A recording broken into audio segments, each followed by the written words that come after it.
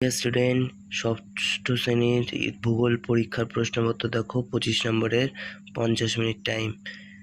দেখো 1 নম্বরে শূন্যস্থান পূরণ করতে বলেছে। ভূপৃষ্ঠ থেকে 16 কিলোমিটার পর্যন্ত যে বায়ুস্তর আছে তার নাম কি আছে? ল্যাম্বার্ট হলো আন্টার্কটিকার একটি কি? এটা তোমরা কমেন্টে উত্তর দেবে। ল্যাম্বার্ট আন্টার্কটিকার কি? ভারতকে বলে ড্যাশ জলবায়ুর দেশ? সবাই জানো তোমরা মৌসুমী জলবায়ুর দেশ। পশ্চিম ভারতের ধূলিঝড়ের নাম কি? 2 নম্বরে দিয়েছে সঠিক উত্তরটি বেছে নিয়ে লেখো। 3 নম্বরে ঠিক ভুলটি লেখো। 4 নম্বরে রয়েছে যে এক কথায় উত্তর দাও। তোমরা দেখা রয়েছে বড় প্রশ্ন, 4টে প্রশ্ন 2 নম্বর করে আছে। ক নম্বর দিয়েছে বায়ুমণ্ডলের আর্দ্রতা বলতে কি বোঝো? আর্দ্রতা পরিমাপের যন্ত্রের নাম কি? হাইগ্রোমিটার। শিলামণ্ডল কাকে বলে? ভারতের ক্রান্তীয় চিরসবুজ উদ্ভিদের 2টি বৈশিষ্ট্য লেখো। মাটি সংরক্ষণের 2টি উপায় লেখো। দেখো এরপরে 6 নম্বর নিচে একটি ছবি দিয়ে দিয়েছে, তোমরা ছবিটা দেখে উত্তর করো যে এটা কোন ঋতু এবং ভারতে এই ঋতুটি কোন